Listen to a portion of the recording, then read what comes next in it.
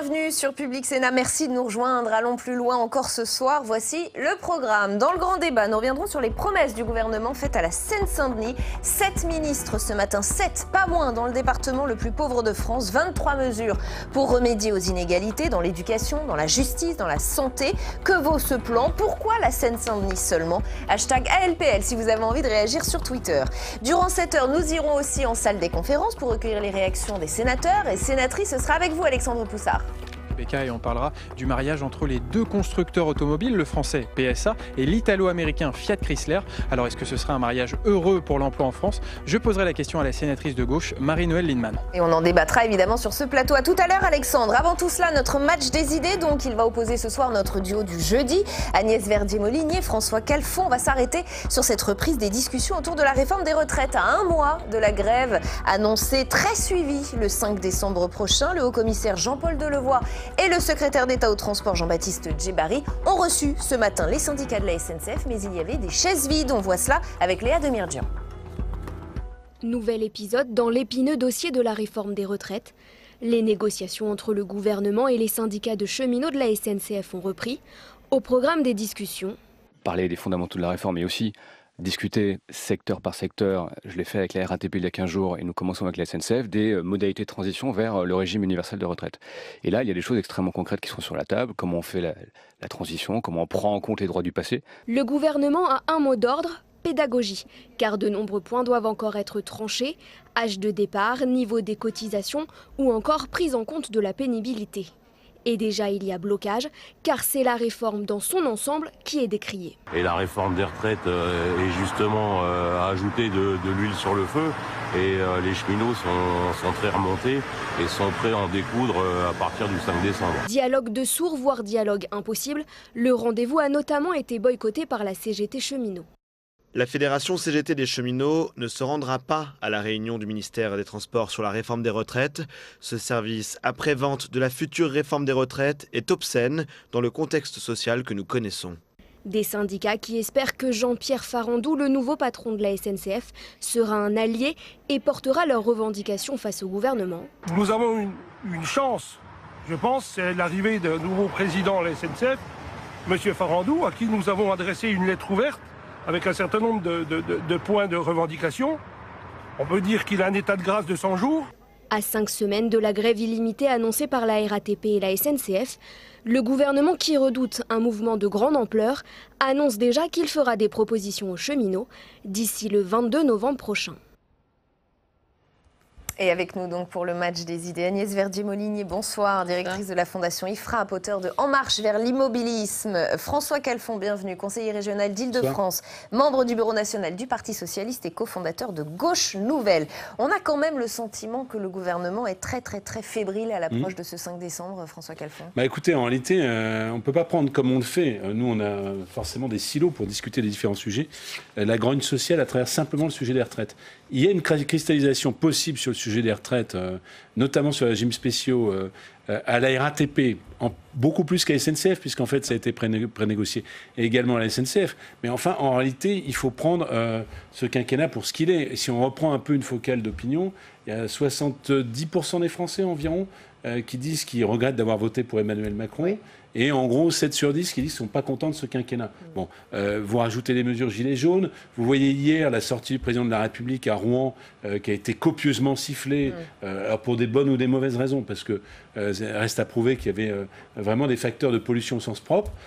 Et vous avez le cocktail dans lequel nous sommes. La vérité, moi je l'ai toujours dit, c'est qu'il y avait, et d'ailleurs le gouvernement l'a dit, le président de la République l'a dit pendant sa campagne, il n'y avait pas de nécessité comptable immédiate à faire une réforme des retraites. On rappelle que c'était 5 milliards de déficit pour un ensemble qui pèse 300 milliards d'euros.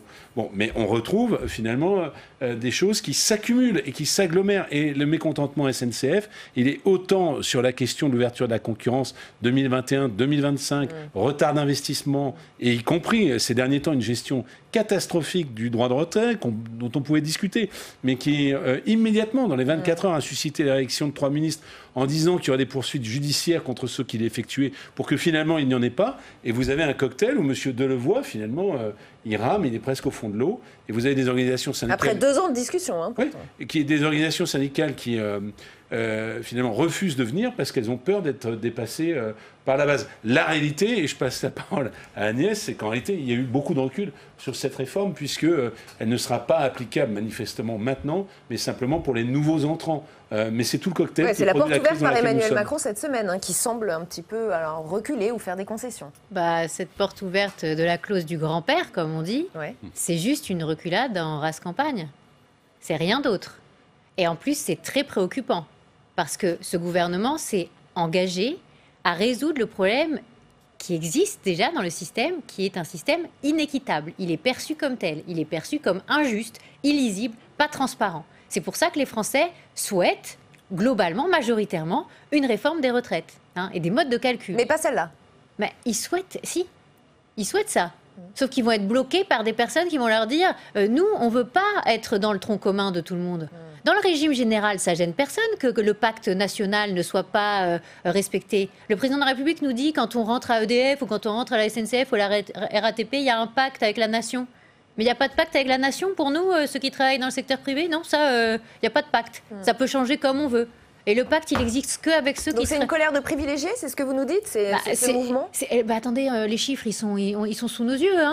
Vous avez une carrière complète à la RATP, vous pouvez arriver jusqu'à, c'est vrai que ça n'arrive pas à tous les coups, mais jusqu'à 3 700 € bruts de pension par mois. Vous avez une carrière complète, je parle de carrière complète que vous avez fait, parce qu'il faut toujours comparer carrière complète avec carrière complète, parce qu'on nous dit il y a des fake news, etc. Très bien, comparons ce qui est comparable. La carrière complète dans le secteur privé, c'est 1 900 € bruts par mois à peu près, d'accord ?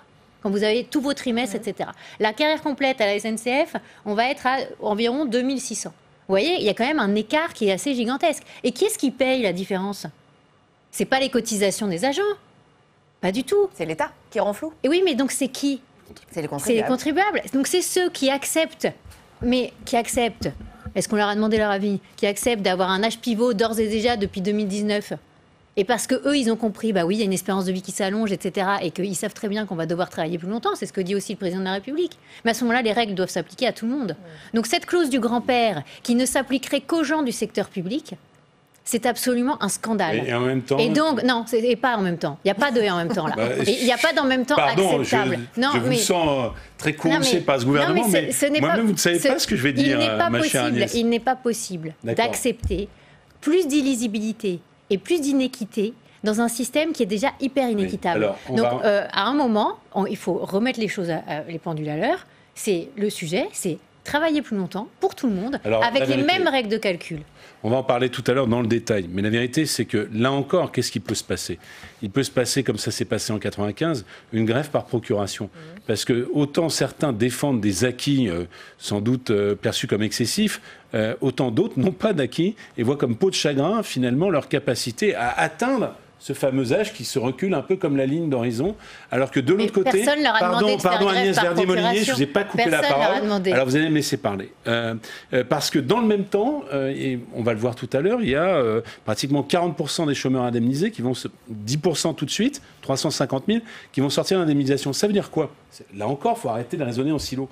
Ça veut dire que vous avez des tas de gens qui sont seniors, qui sont victimes de mesures d'âge, parce que les plans pour sortir les seniors du marché du travail, il y en a plein, qui ne seront plus indemnisés par Pôle emploi et qui se demandent bien comment ils vont atteindre ces âges. Non, mais on est sur le sujet des retraites. Mais d'accord, mais sauf qu'on ne coupe pas en tranches des gens. Vous voyez, quand il y a un cadre qui sort, j'insiste chaque semaine sur ce point, à 53, 54 ans, qui ne retrouve pas du travail et qui a encore 10 ans pour parvenir à son âge, pour faire valoir ses droits à la retraite, c'est extrêmement angoissant. Alors, et donc, on ne peut pas, finalement... Les deux sont liés, quoi. Absolument liés. Parce qu'en réalité, d'un côté, c'est la caisse d'assurance chômage ou les minima sociaux qui vous rémunèrent, mais vous ne trouvez pas de travail. Et de l'autre côté, c'est l'assurance retraite. Ce qui est bien avec François, c'est qu'il mélange tout. Donc, résultat, à la fin, c'est les mêmes gens. On ne sait plus de quoi on parle. Agnès, c'est les mêmes personnes. Mais le problème de base de la France, c'est qu'il y a trop de systèmes différents de calcul de retraite et qui sont inéquitables. C'est ça le problème. Et en plus, mais c'est un problème marginal. Ça concerne. C'est pas marginal. La question des régimes spéciaux concerne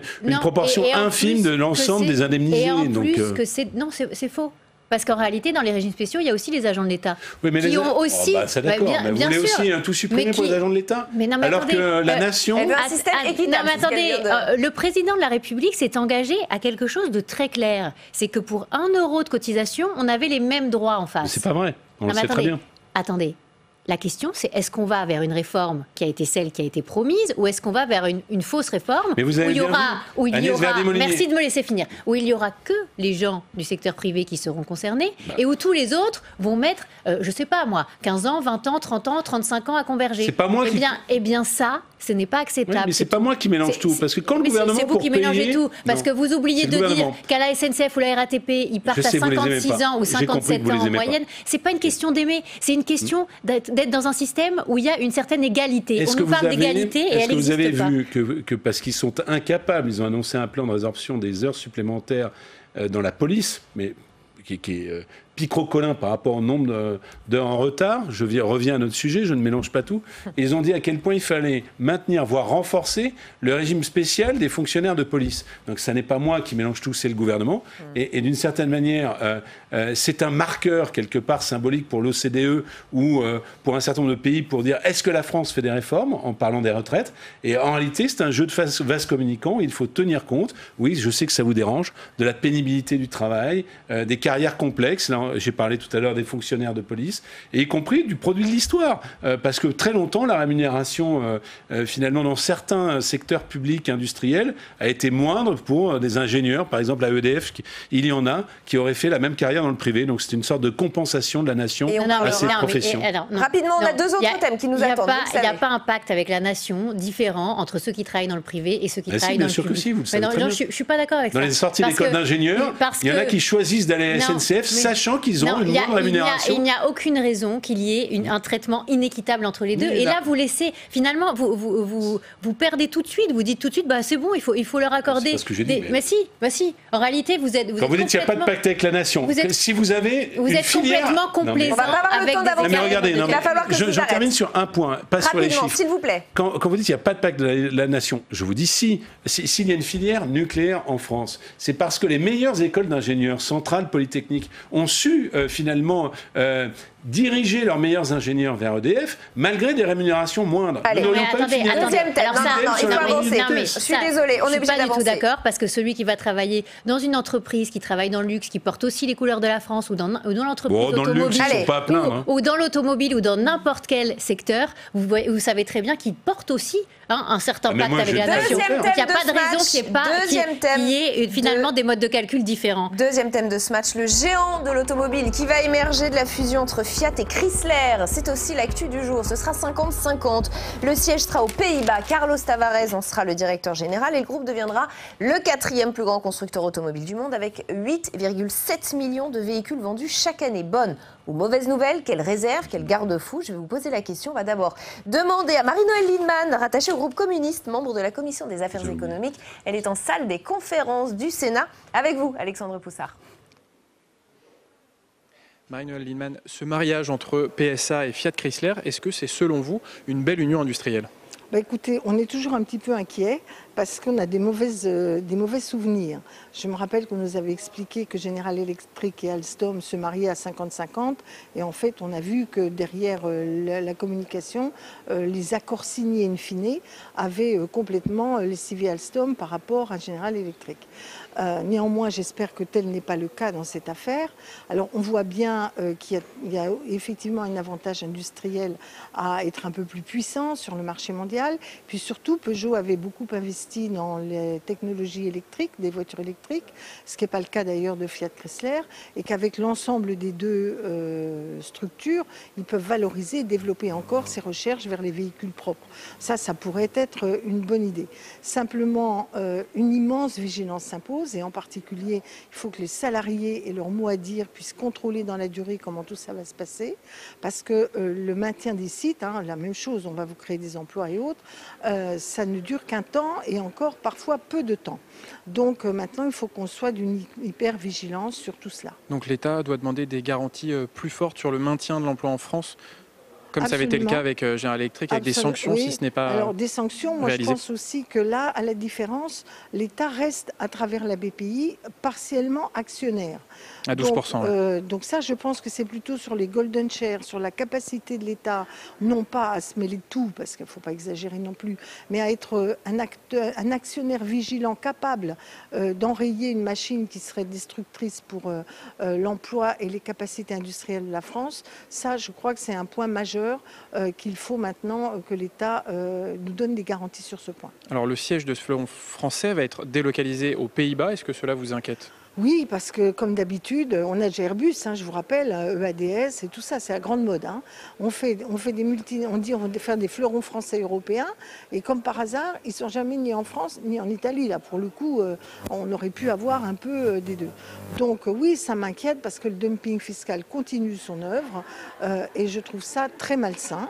Alors, j'ose espérer quand même que Bercy a veillé à ce que les prix de transfert, c'est une technique qui fait que les bénéfices sont rapatriés au siège. Du coup, on paye. J'espère quand même que nos services veilleront à ce que la France ne soit pas spoliée dans ce mécanisme. Très bien. Donc l'État doit rester vigilant. Merci beaucoup. Merci beaucoup, Marie-Noëlle Lienemann, d'avoir répondu à mes questions. Merci beaucoup, Alexandre. Une réaction, François Calfon. Oui, vous savez, moi j'ai 50 ans. Quand j'étais gosse, j'ai toujours été passionné, comme plein de garçons et de filles aussi, par l'industrie automobile. On expliquait que Renault et Peugeot seraient au tapis. On est maintenant beaucoup plus tard, plus de 40 ans plus tard, on a 2 groupes français. On nous expliquait qu'il y en avait un de trop. Et les 2, grâce aux alliances, vont être dans les numéros 4, dans les 4 plus gros groupes mondiaux. Donc vous dites bravo, pas spécialement attention. Non, je veux dire attention, mais d'abord c'est une bonne nouvelle. Parce que, y compris, on se souvient après 2008 de la fragilité de Peugeot, de PSA, et l'État, il n'est pas historiquement au capital de 12 points. Marie-Noëlle Lienemann devrait se souvenir que c'est pas le précédent gouvernement et Arnaud Montebourg notamment qui a fait rentrer la BPI au cœur de la famille Peugeot, parce qu'il y avait des conflits d'actionnaires au sein de cette famille, qui a empêché le groupe de se développer. Bon, l'État est rentré au capital dans finalement une entrée offensive qui a permis à PSA de se développer dans une alliance à l'époque avec le chinois Dongfeng, et maintenant, après l'échec finalement, puisque ça aussi c'est le fruit de la crise de 2008, de la fusion entre Chrysler Fiat d'un côté et Renault, eh bien c'est de ce côté-là que se fait l'alliance. Les points de fragilité, on va tout de suite, bien sûr qu'il faut être vigilant sur l'emploi, on ne va pas dire le contraire. C'est ce que fait aussi le gouvernement. Voilà, même si en réalité, je sais que c'est écologiquement incorrect, mais les usines historiques de Sochaux, Montbéliard, tournent à plein régime, puisque les fameux crossovers SUV, comme vous voulez, qui sont très contestés, SUV, sont produits là-bas et fonctionnent plutôt bien. Donc c'est plutôt une bonne chose. Maintenant, après ce type d'alliance, ça se fait aussi avec un Chrysler qui a été beaucoup fragilisé, avec un Fiat qui est lui-même fragilisé. Peugeot a racheté Opel en Allemagne de l'Ouest, qui est un constructeur automobile qui ne fonctionne pas. Donc toutes les méga-alliances, toutes les méga-fusions ne fonctionnent pas. C'est ça plutôt pour moi le point de vigilance. Alors après, je peux répéter les éléments de langage de la direction qu'on a dans tous les journaux sur le fait qu'il faut la masse critique pour faire les investissements dans l'électrique. Oui, tout à fait. J'en suis d'accord. Mais vous voyez bien que même, on a le feuilleton Renault-Nissan, Samsung Motors, etc. Ça a coûté la tête d'un PDG. C'est compliqué, ces alliances-là. Donc c'est à la fois indispensable et porteur de risques. Pas forcément les risques qui ont été identifiés par Marie-Noëlle Lienemann. Non, mais je crois qu'il faut se réjouir. Là, François a raison. On va arriver à un groupe qui va avoir 8,7 millions de véhicules. Voilà, enfin, c'est 4e mondial. Avec des points de vigilance. C'est formidable. Et on en avait parlé déjà sur ce plateau. Et on avait dit, au moment où Renault et Fiat avaient arrêté de discuter parce que justement Renault devait consolider l'alliance avec Nissan, et on se souvient, on avait dit à ce moment-là, oui, certainement, ils vont se tourner vers PSA. Pourquoi ? Parce qu'il y a eu ce défaut d'investissement dans tout ce qui est électrique, véhicules électriques. On sait que Fiat est en retard là-dessus. On sait qu'ils ont été obligés de faire des accords avec Tesla pour pouvoir avoir moins d'amendes sur les émanations de CO2, etc. Et que l'alliance avec PSA, qui a, de son côté, fait beaucoup plus de R&D, d'innovation dans le domaine, va pouvoir vraiment être très, très, très favorable en la matière. Donc c'est une très, très bonne nouvelle. De toute façon, il y aura encore des consolidations dans le secteur automobile. Pourquoi ? Parce que justement, il y a ce besoin énorme de recherche et développement, d'innovation dans les prochaines années. Et parce que pour compter, il faut être peu ou prou autour de 10 millions de véhicules. Sinon, on ne compte pas. Donc PSA était trop petit en Europe en réalité. On avait avec PSA 3,9 millions de véhicules. recul, ça ne suffisait pas pour compter à l'échelle internationale. Après, ce que dit Marie-Noëlle Lienemann sur la question du dumping fiscal, moi, ça me fait un peu sourire. Pourquoi ? Parce que la France est un enfer fiscal pour les entreprises. C'est clair. On l'a montré, nous, à la Fondation IFRAP. On a fait une étude, on a montré qu'il y a 100 milliards de trop d'impôts payés par nos entreprises par rapport à la zone euro. Bon, alors là, c'est les Pays-Bas, mais on sait aussi qu'ils ont une fiscalité assez attractive. Mais la question, c'est quand est-ce qu'on va réfléchir à une fiscalité qui soit beaucoup plus incitative pour nos entreprises à rester en France. Alors là, c'est vrai qu'ils ont choisi les Pays-Bas pour une question aussi de neutralité entre la France et l'Italie. Bon, certes, mais il n'y a pas que ça. Et moi, ce que j'aimerais, c'est qu'on dise à un moment, au lieu de dire dumping fiscal, qu'on dise mais comment on fait, nous, pour les garder, pour attirer nos entreprises, nos meilleurs investisseurs, etc. Et je dois dire que pour l'instant, on ne fait pas grand-chose. 3 remarques et après on passe au troisième extrêmement rapides. D'abord, l'alliance avec Chrysler, elle est assez utile si on en juge par la guerre commerciale. Si Trump est réélu, ce qui est, rien n'est moins sûr, mais s'il l'est, c'est bien d'avoir une base industrielle réellement américaine et made in américain, c'est important. Deuxièmement, c'est quand même une résilience, ça a été dit sur le volume, mais c'est une résilience de PSA sur le mode de propulsion, parce que PSA, c'est quand même le lobby du diesel pendant plusieurs décennies. Donc, c'est une bascule tout à fait importante. Et troisièmement, sur la question fiscale, moi, je n'aurais pas cette approche qui est celle d'Agnès, un peu revancharde. Je dirais simplement qu'avec la sortie probable de la Grande-Bretagne de l'Union européenne, il va bien falloir qu'on arrive non pas à la concurrence fiscale entre États, mais à une convergence fiscale. Alors, là où peut-être pourra-t-on se retrouver, cette convergence fiscale, elle ne se fera pas au niveau de fiscalité de la France. Enfin, vous atterrissez sur des propos oui, mais peut-être pas non plus au niveau de l'Irlande ou des Pays-Bas. Ouais. Il me semble Rien que dans la moyenne, ce serait déjà 100 milliards de moins. Non, mais par ailleurs, je pense que tous les grands ensembles intégrés, finalement, commencent par être forts à l'extérieur plutôt que se faire la guerre à l'intérieur. Donc la convergence fiscale, elle est nécessaire en Europe et la convergence sociale aussi. Il faut bien se dire que nos boîtes du CAC 40, malheureusement... On ne va pas parler de l'assurance chômage, là. Je vous vois venir. Malheureusement, elles créent moins d'emplois en France que dans les pays étrangers. Et ça c'est un sujet. Comment faire pour que les emplois soient créés plus chez nous ?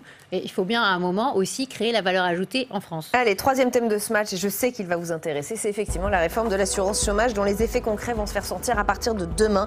Les réactions sont très virulentes du côté des agents de Pôle emploi et des syndicats. Laurent Berger, sur Public Sénat, n'a pas mâché ses mots. Muriel Pénicaud lui a répondu ce matin sur LCI. On les écoute tous les deux. Dès le départ, moi j'ai dit, la CFDT a dit, ça va être une tuerie, entre guillemets, excusez-moi ce terme un peu trivial. Nous nous battons contre la précarité. On investit 1 milliard d'euros pour l'insertion par l'économique des plus vulnérables. On est en train de former les jeunes pour qu'ils aient un emploi. On est en train de former les demandeurs d'emploi comme on n'a jamais fait. On rajoute des postes à Pôle emploi pour que les personnes soient mieux accompagnées. Donc notre but c'est l'emploi, plus d'emplois, moins de précarité. Et ce vocabulaire qui ne correspond pas à la réalité, moi, que j'observe sur le terrain, voilà, c'est sa liberté d'expression, mais moi je trouve que c'est un vocabulaire très excessif. Et ça commande déjà en plateau, alors allez-y Agnès Verdier-Molinier. Non, mais il y a énormément de choses dans cette réforme et on ne peut pas dire que tout est mal ou tout est bien. Voilà, c'est ça déjà la difficulté. Dans la nuance. Déjà, le premier sujet, c'était changer un peu les modes de calcul pour qu'on n'ait plus, ce qui avait un peu choqué tous les Français, des personnes qui sont indemnisées au chômage et qui vont toucher plus que ce qu'ils touchaient en travaillant. Donc ça, c'est vrai que c'est pas acceptable si on est dans un... C'est une infime minorité. Non, si on est dans un système... Je ne vais pas laisser ces balivernes s'imposer sur notre plateau. C'est pas une infime minorité, c'est 1 sur 5, c'est moins que ça. C'est quand même pas 0. Et puis le sujet, c'était que le mode de calcul était quand même très favorable, c'est-à-dire qu'on calculait la moyenne que sur les jours travaillés. Donc là, on va calculer la moyenne sur l'ensemble des jours du mois, ce qui est quand même assez cohérent. Après, le choix qui a été fait sur la dégressivité juste pour les cadres, ça, c'est pas logique. Pourquoi ? Parce que quand on compare avec tous les pays qui nous entourent, certes, il y a de la dégressivité, souvent, mais elle est là, souvent au bout de 12 mois, et elle s'adresse à tout le monde. La question, c'est... Pas seulement les plus aisés. Pas seulement les cadres. Et puis en plus... Ils ont plafonné les indemnités. C'est tout à fait cohérent. On peut très bien dire le pacte social, c'est de dire c'est 2 500 € maximum par mois. Moi, ça ne me gêne pas du tout. Mais en revanche, pourquoi on ne plafonne pas les cotisations en face ? C'est-à-dire que nous, c'est le beurre et l'argent du beurre. C'est-à-dire qu'on va continuer à avoir des cadres qui vont cotiser jusqu'à 13 000 et quelques euros par mois, sauf qu'en face, ils vont se retrouver avec une dégressivité de 30% au bout de 7 mois. Alors que ce sont eux qui cotisent le plus et qui financent pour les autres parce qu'ils n'utilisent pas la totalité de leur cotisation. Par ailleurs, troisième sujet qui est important et qui n'a pas été évoqué par la ministre, sur les cadres, on ne fait que 220 millions d'euros d'économies par an. Mais alors, on va siphonner les cotisations par ailleurs de plus, de 400 millions d'euros par an, pour financer plus Pôle emploi, alors que l'État lui-même, dans le même moment, se désengage quasiment d'autant. C'est-à-dire qu'il dit débrouillez-vous, financez un peu plus Pôle emploi, embauchez des gens en plus, mais financez-le sur les cotisations du secteur privé. Et moi, l'État, qui vous dit ce que vous devez faire, moi-même, je me retire de l'équivalent. Alors ça, c'est pas du tout acceptable. Donc il y a vraiment des choses positives et des choses plus négatives. Je pense qu'il aurait été meilleur qu'on se dise peut-être Pôle emploi ça marche pas si bien que ça, donc c'est peut-être pas la peine d'embaucher plus. Et peut-être qu'il y a d'autres alternatives possibles, par exemple régionaliser Pôle emploi, penser ça au niveau local, etc. Arrêter d'être toujours sur une vision hyper centralisée, dictée par l'État et financée par nos cotisations.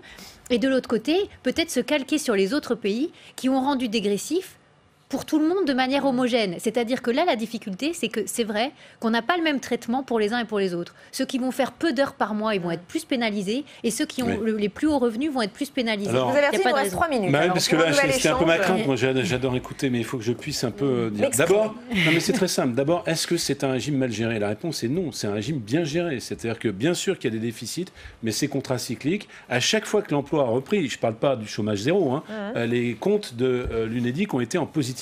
Donc c'est une espèce de réforme punitive de l'État. J'entendais Mme Pénicaud nous expliquer qu'elle va mettre un jour 1 milliard sur la table pour les plus pauvres, mais la réalité c'est qu'ils vont faire 4,5 milliards d'économies sur ce régime d'assurance chômage. Et le chiffre qui n'a pas été cité, mais qui va dans le droit fil de ce qui a été dit par Agnès Verdier-Molinier, c'est qu'il pique l'État 3 milliards d'euros par an. Donc ils sont en déficit. Si vous retirez ce qui pique pour financer Pôle emploi, alors que c'est un service public qui devrait être financé par l'État, on n'en serait pas là. La deuxième chose quand même, moi je pense aux gens, à partir de demain, 1er novembre, c'est la Toussaint, il y a 350 000 personnes qui sortent de l'indemnisation du chômage. C'est le plus grand plan social organisé par l'État. Et là, il n'y a pas les partenaires sociaux pour discuter. Les gens, du jour au lendemain, ils perdent leur indemnisation. Ils vont dans les minima sociaux, ils vont alimenter la pauvreté. Donc vous avez vu que les premières mesures sur les APL, les contrats jeunes et tout ça ont fait qu'en 2018, la pauvreté a augmenté. Eh bien, je vous fiche mon billet que la pauvreté va augmenter. La deuxième chose qui est tout à fait fondamentale sur la dégressivité, c'est que ça a été déjà expérimenté par l'UNEDIC et que ça a été arrêté parce que ça n'était pas efficace pour la reprise d'emploi. Là, c'est pour les cadres supérieurs. Et puis le dernier point de vigilance, puisqu'il doit me rester 30 secondes, que j'ai répété, mais qui est vraiment pour moi le scandale français, c'est le taux d'emploi des seniors, c'est la manière dont on les traite de façon indifférente. Alors oui, ils ont un peu plus de temps pour faire valoir leurs droits, ou en tout cas un peu plus de temps d'indemnisation, mais en gros, là encore, la bulle de tous ces seniors plein d'allant, plein d'envie, mais sans déboucher, va encore gonfler du fait de cette réforme qui est totalement inique et qui est, je ne sais plus quelle est l'expression, je m'en souviens, de Laurent Berger, une tuerie, une boucherie sociale. Non, mais alors, j'ai l'impression que François oublie deux choses. En 2019, on va avoir 1,8 milliard de déficit de l'UNEDIC quand même, donc cette année. Oui. Donc dire que c'est hyper bien géré, qu'il n'y a pas de problème de déficit et tout, c'est un petit peu caricatural. Et en plus, on a une dette de 37 milliards pour l'assurance chômage. Et l'assurance chômage, c'est typiquement quelque chose qui n'est pas un investissement pour l'avenir. On peut pas dire. C'est l'assurance personnelle. C'est l'assurance, c'est jamais un investissement pour l'avenir. On ne peut pas dire que ça doit être payé par les générations futures. Enfin, c'est payé par les assurés. Donc, donner une clause. C'est pas l'État qui paye l'assurance chômage. Oui, c'est nous-mêmes qui payons nos cotisations. Arrêtez de financer Pôle emploi, ça, je suis 100% d'accord. D'accord, c'est 3 milliards. C'est 3 milliards de moins par an. Donc vous dites 1,8 milliard de déficit. Avec ça, on est à l'équilibre. Et rendre obligatoire l'équilibre des comptes. C'était quelque chose qui était tout à fait cohérent. Malheureusement, ce n'est pas ce qui a été choisi par le gouvernement, parce qu'il y a toujours ce souci que l'État cotise le moins possible, et en même temps... c'est pour ça que vous avez tort de dire que de prendre les éléments de langage du gouvernement sur le mode, il y en a qui touchent plus au chômage qu'en travaillant. C'est une infime minorité. Au nom de cette infime minorité, on fait un massacre inégalitaire pour des gens qui cotisent et un régime qui n'est pas subventionné, ce qui devrait être sensible. Sauf qu'en réalité, tous les pays qui ont réussi aussi à faire baisser leur taux de chômage, ils ont réformé leur modèle social et ils ont incité et exigé, c'est-à-dire l'incitation au retour à l'emploi. Et on verra si ça a été efficace. Merci à tous les deux. On aura l'occasion d'en reparler évidemment dans ce match des idées. Merci à tous les deux. Dans un instant, c'est le grand débat. On va prendre le temps de revenir sur ce plan gouvernemental pour venir en aide au département de la Seine-Saint-Denis. Édouard Philippe l'a annoncé lors d'un déplacement ce matin. Il était accompagné de 6 ministres, pas moins, pour détailler ces mesures. Pourquoi un tel dispositif? Pourquoi juste pour la Seine-Saint-Denis? Est-ce suffisant? On a une demi-heure pour se poser les bonnes questions sur ce plateau dans un instant. D'abord, retour sur cette visite très médiatisée avec Quentin Calmet et Jonathan Dupriez. La Seine-Saint-Denis est un département hors norme. C'est par ces mots qu'Édouard Philippe a introduit son plan pour le 93. Avec un constat dressé par le Premier ministre, il y a une défaillance des services de l'État dans ce territoire. Les services de l'État ont beaucoup de mal à attirer des fonctionnaires et beaucoup de mal à les retenir. On voit donc que là où le service public devrait en principe être le plus expérimenté, le plus aguerri, si vous me passez cette expression, il se révèle souvent le plus démuni et le moins expérimenté. Principale mesure annoncée pour renforcer l'attractivité du territoire, une prime pour les fonctionnaires d'un montant de 10 000 €. Elle sera versée à un agent public après 5 ans passés à travailler en Seine-Saint-Denis. Autre annonce, des renforts en personnel dans des secteurs clés avec 35 greffiers supplémentaires, 12 magistrats et 50 officiers de police judiciaire. Le gouvernement entend améliorer les moyens de la police et de la justice. Qu'il s'agisse de la délinquance du quotidien, de la lutte contre les stupéfiants, également d'ailleurs de la criminalité économique et financière. Bref, donc il y a des priorités de politique pénale qu'il faut afficher et forcément en face, il y a des moyens qu'il faut mettre en œuvre. Pour les élus du département, venus écouter l'annonce de ces mesures, le pas franchi aujourd'hui par l'exécutif est significatif, même s'il faut rester vigilant. Non, il y a une chose importante, c'est que l'État reconnaît pour la première fois, et il faut lui rendre hommage au Premier ministre et aux 6 ministres qui sont venus, que l'État est défaillant en Seine-Saint-Denis. Ce n'est pas ce matin un solde de tout compte, parce que quand j'examine chacune des mesures, c'est le verre au tiers plein et au 2 tiers vide. Les emplois de magistrats et de greffiers, il faut voir ce qu'il y a de plus ou si c'est des annonces recyclées. Des élus qui promettent de suivre au plus près la mise en place de ce plan dans les prochains mois et qui s'avouent déçus des annonces en matière de moyens pour l'éducation nationale, un des angles morts, selon eux, de ce plan annoncé ce matin. Et avec nous pour ce grand débat, Philippe Dallier, bonsoir, bienvenue, bonsoir. Sénateur LR de Seine-Saint-Denis, vice-président du Sénat, membre de la délégation aux collectivités territoriales et à la décentralisation. Sylvie Charrière, bienvenue, députée La République En Marche de Seine-Saint-Denis, membre de la commission des affaires culturelles et de l'éducation. Myriam Derkaoui, bienvenue à vous également, vous êtes maire PCF d'Aubervilliers, vice-présidente du conseil départemental de Seine-Saint-Denis. Et Yacine Lamaoui, bienvenue à vous également, vous êtes candidat investi par La République En Marche pour les élections municipales à Sainte-Geneviève-des-Bois, dans l'Essonne, et responsable national du programme Action Quartier. Merci à tous les 4 d'être ici. Je vais d'abord faire un tour de table assez général. Ce plan, ces 23 mesures pour la Seine-Saint-Denis, Philippe Dallier, ce que vous nous dites, bravo et seulement bravo. Non, je ne vais pas dire bravo et seulement bravo. Je vais vous dire d'abord ce que tous les parlementaires ont dit, de droite comme de gauche. Enfin, c'est la première fois qu'un gouvernement reconnaît la situation telle qu'elle est et qu'on sort du déni de réalité. La spécificité. Moi, ça fait 36 ans que je suis élu dans ce département. J'ai toujours eu le sentiment qu'on était dans le déni de réalité. Quand je dis on, je parle des services de l'État. Là, on a un Premier ministre qui dit « Ok, ce qu'a dit le rapport de nos collègues députés est exact. Il y a un écart terrible entre les moyens de l'État et la situation sur le terrain. » Donc ça, bravo au Premier ministre pour avoir acté cela et être venu. Après, qu'est-ce qu'on demande ? On demande que ce département revienne dans la norme. Et qu'est-ce que c'est que la norme ? C'est le problème de l'équité territoriale, de l'équité républicaine. On est un département hors norme avec des problèmes hors normes. Les moyens qui doivent être en face doivent être hors normes. Est-ce que les annonces permettent de revenir dans cette normalité ? Il y a des choses intéressantes, on va en parler, mais à l'évidence, loin de là, pas encore. Et donc j'espère que c'est un premier pas, mais il va falloir effectivement rajouter des moyens pour qu'on revienne à cette équité républicaine à laquelle nous avons droit. Nous sommes des citoyens comme les autres dans ce département et nous avons le droit, effectivement, d'obtenir que les moyens de l'État soient à la hauteur de nos problèmes. Sylvie Charrière, on est encore loin du compte. C'est un peu ce que nous dit Philippe Dallier ce soir. Je veux dire, c'est quand même des mesures fortes, historiques, exceptionnelles, que cette prise de conscience, elle est quand même là. Donc je pense que l'État met des choses sur la table et qu'elles sont conséquentes. Donc on peut pas le négliger. Alors effectivement, tout ne va pas se régler d'un coup de baguette magique. Il n'y a pas de magie dans l'histoire.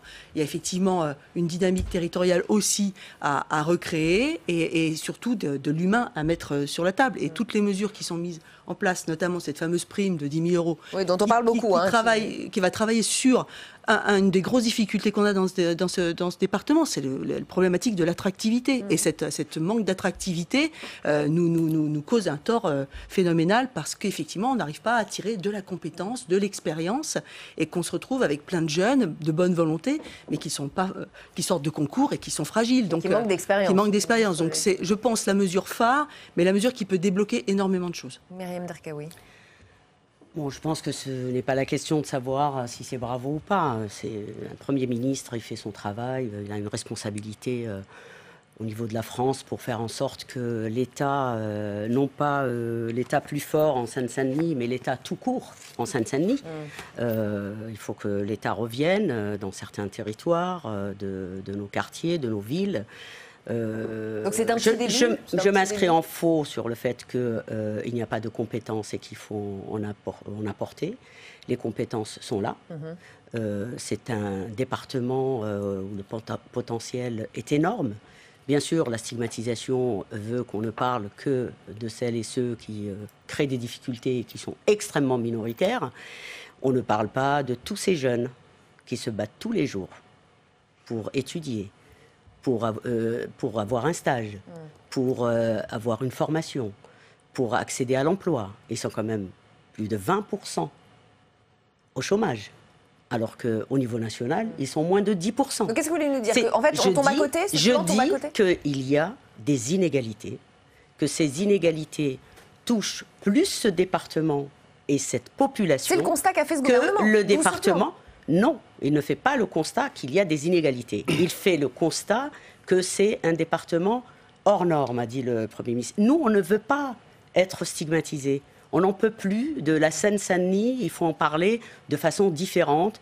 Le département de la Seine-Saint-Denis, c'est un département du territoire français, de la République. On doit en parler comme tous les départements. Mais on doit nous donner les éléments qui font que depuis des décennies, dans ce département, les inégalités se sont creusées. Dire qu'il faut 10 000 euros pour rester, mais il y en a qui restent déjà.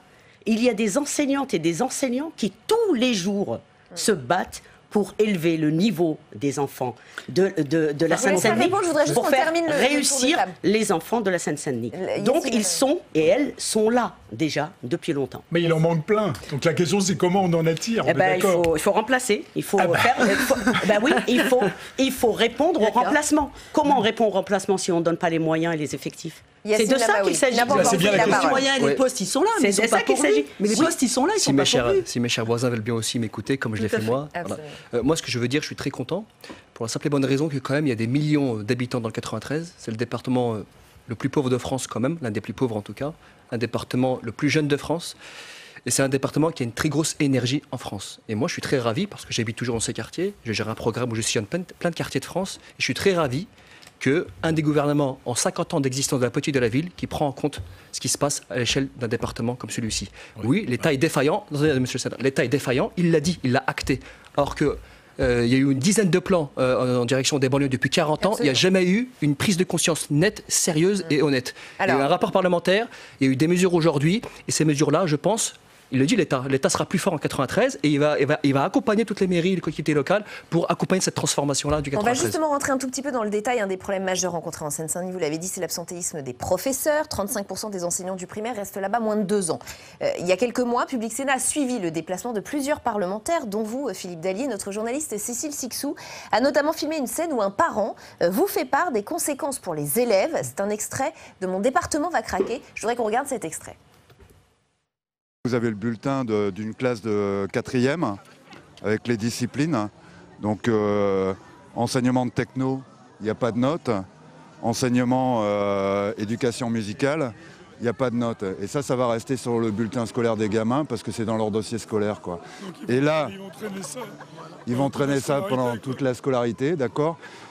Et le problème est le suivant, c'est que là, la classe que je vous montre, par exemple, c'est une des meilleures classes de Courbet. D'accord ? Donc ça veut dire que même si nos gamins ils travaillent, même quand on a des bonnes classes, ils sont pénalisés parce qu'effectivement pendant un trimestre ils n'ont pas eu d'enseignement, quoi. Et c'est là qu'elle est la discrimination. Voilà, donc c'est une scène très concrète. Philippe Dallier, cette prime de fidélisation de 10 000 euros au bout de 5 ans en Seine-Saint-Denis, effective pour vous, c'est une solution à ce problème ? Oui, c'est une bonne solution. Maintenant, il faut trouver le vivier. On a un problème d'absentéisme qui est là aussi, hors normes. Il y a parfois des postes ouverts, mais les postes ne sont pas occupés. Donc on a un problème d'attractivité. Alors effectivement, il faut arriver à fidéliser un certain nombre d'agents de l'État, et notamment dans l'éducation nationale. Mais il faut aussi peut-être repenser la manière dont les concours sont organisés, parce que je rappelle qu'à l'époque, ça m'avait scandalisé. Pour la Seine-Saint-Denis, on a organisé, pour les enseignants, un deuxième concours qui passe après tous les autres concours ailleurs dans les régions, pour que ceux qui ont échoué ailleurs puissent venir passer le concours en Seine-Saint-Denis. Eh oui, c'est ce que le gouvernement sous Hollande a fait. C'est effrayant de faire des choses comme ça. Donc on a un problème d'attractivité, effectivement, et cette prime de 10 000 €, elle est la bienvenue.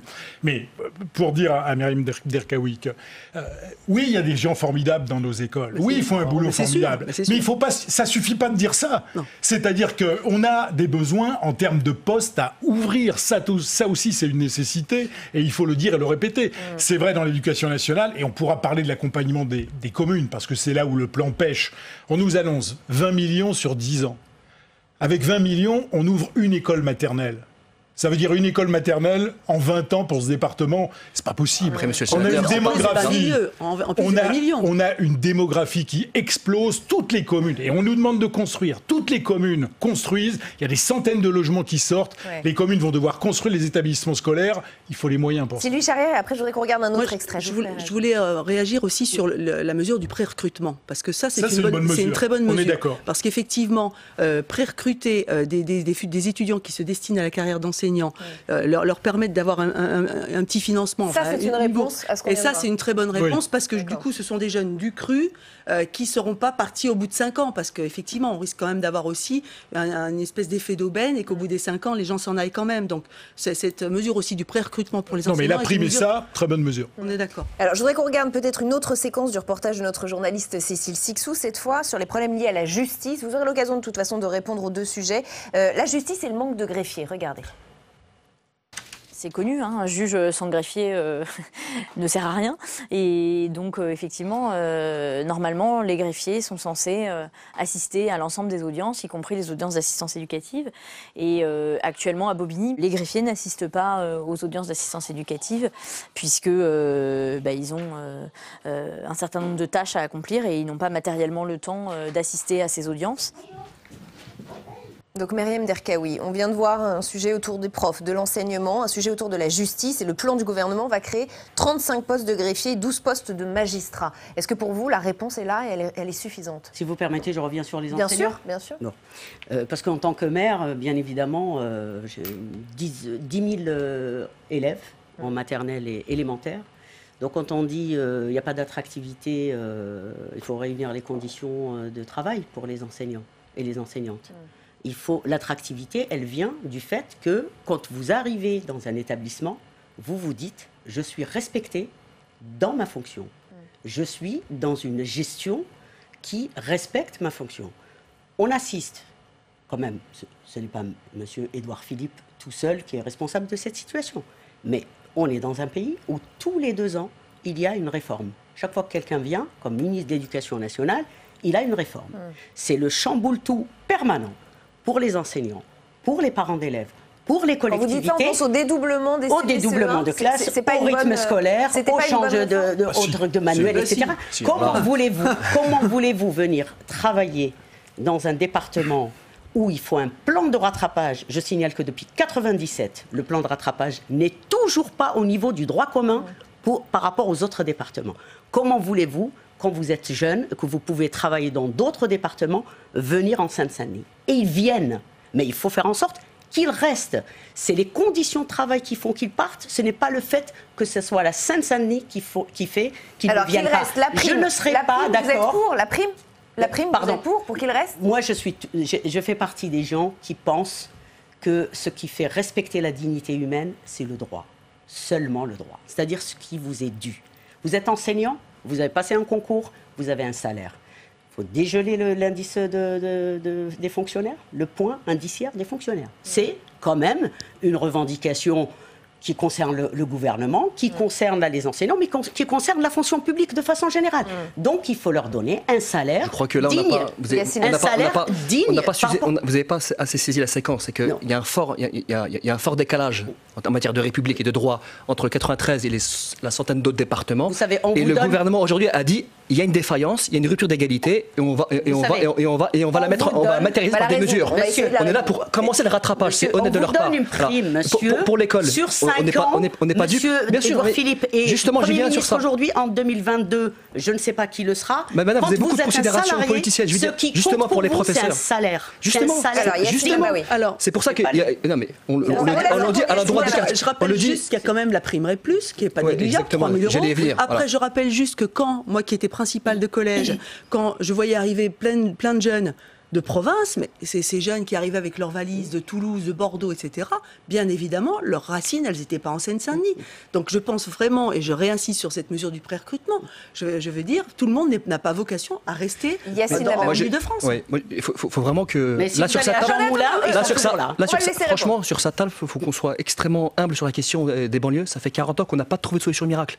Donc il n'y en a pas un ici, ni de droite ni de gauche, qui va dire on a bien fait ou bien fait. Il y a eu des belles choses, et des choses discutables, et des choses mauvaises.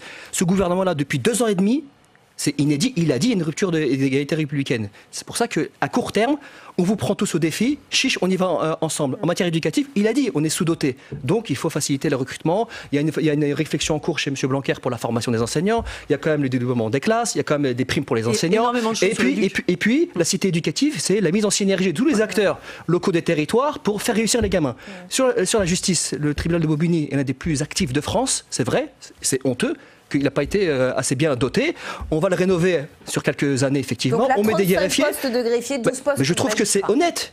On est nul, on est mauvais, on est moyen et on met des moyens à court terme. Après, je sais bien, M. Dallier, il faut continuer à suivre la chose, il faut réajuster les recrutements, bien sûr. Mais c'est l'état d'esprit qui compte. Est-ce que vous Au moins, ce gouvernement-là dit qu'on a... la Seine-Saint-Denis, parce que le tribunal d'Aubervilliers est resté fermé plusieurs mois parce qu'il manquait des greffiers. Il y avait des postes. Justement, le gouvernement a dit il manque, il n'y avait pas de recrutement du fait de postes budgétaires. Le tribunal d'instance et le résultat, c'est quoi, Madame le maire, qui concerne 5 communes était resté fermé. Et le résultat, 35 greffiers aujourd'hui. C'est normal dans un département comme la Seine-Saint-Denis, parce que dans d'autres départements, on ne fait pas forcément cela, qu'on doive passer par la mobilisation des parlementaires, par les pétitions, par les interpellations des uns et des autres pour ouvrir simplement un tribunal. Et Madame le maire, c'était quand on dit de droit commun. Il y a un effort de fait, mais je reviens à ce que je disais au départ. Nous, ce qu'on veut, c'est revenir dans ce qu'on appelle l'équité républicaine. Quel problème avez-vous? Quels moyens sont là? Tribunal d'Aubigny, 2e juridiction de France après Paris. Département, le taux de criminalité le plus élevé de France. Avant les 12 postes de magistrats qui sont déjà là, l'annonce, ça n'est que la pérennisation. On était le département où le taux de magistrats par habitant était le plus faible de France. Donc même avec les 12 magistrats supplémentaires qui sont déjà là, on n'est pas au niveau.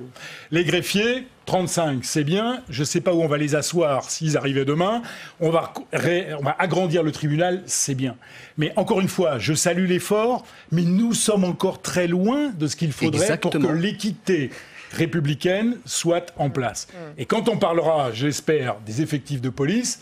Alors là, c'est pas un fossé qu'il y a, c'est un écart encore gigantesque. Mais il y a une autre question qu'on est en droit de se poser, c'est pourquoi un plan pour la Seine-Saint-Denis et la Seine-Saint-Denis seulement? C'est une question qu'on a pu entendre aujourd'hui. Faut-il le même genre de plan pour d'autres départements en souffrance eux aussi, en manque de moyens aussi? Je vais vous interroger sur ce point dans un instant, mais je voudrais d'abord qu'on écoute Rachid Temal. Le sénateur est en salle des conférences avec Alexandre Poussard.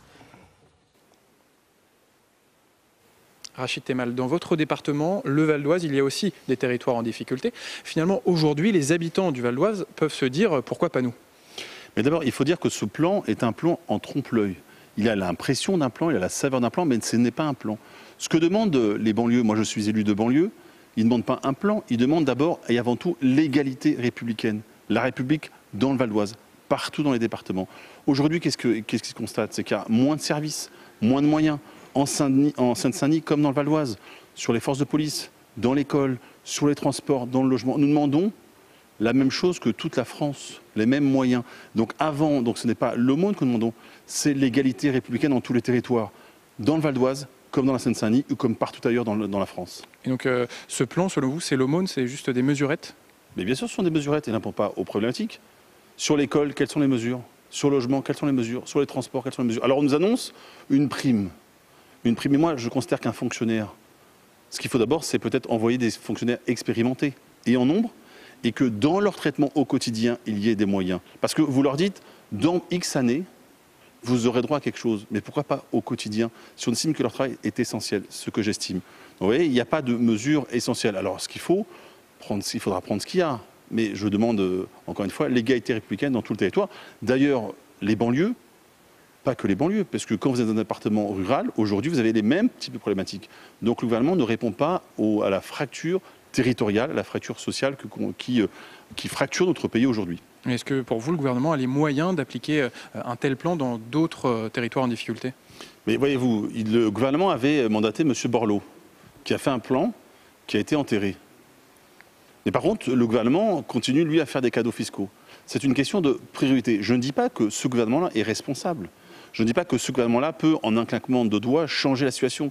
Je dis qu'il peut mettre en place une politique sérieusement, dans la durée, en profondeur, avec les élus. Aujourd'hui, ce n'est pas le choix qui a été fait. C'est une tournée, comme bien souvent des élus font en banlieue, en pensant comme ça, ils auraient parlé aux gens. Ce n'est pas le cas et ça ne répond pas, encore une fois, à la vie quotidienne des Franciliens et notamment des Valdoisiens ou d'autres départements. Très bien. Merci beaucoup, Rachid Temal, pour votre réaction. Merci Alexandre. Une réaction à Sylvie Charia? Il y a beaucoup de choses. Alors moi, je voudrais tout de suite revenir sur l'éducation. Parce qu'il y a pas mal d'acteurs qui ont été interviewés aujourd'hui qui disent qu'il n'y a rien sur l'éducation. Mais sur l'éducation, il y a déjà énormément de choses dont bénéficie ce département. Enfin, tout ce qui est déjà les dédoublements.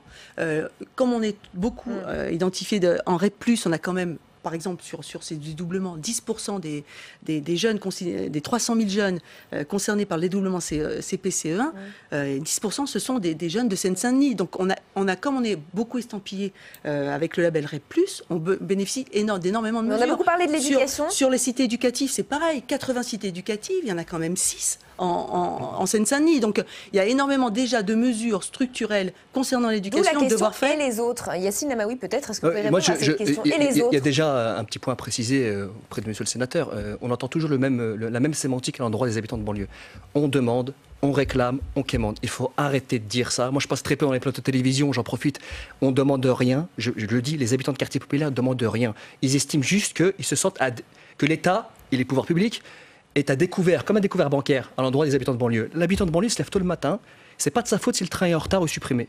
Après, il va au travail. C'est pas de sa faute s'il est mal payé ou pas. Et c'est pas de sa faute si il y a certains qui foutent le bazar en bas des tours. C'est pas de sa faute tout ça. En globalité, ils veulent de la sécurité et du respect et de la considération. Donc, d'abord, le logiciel.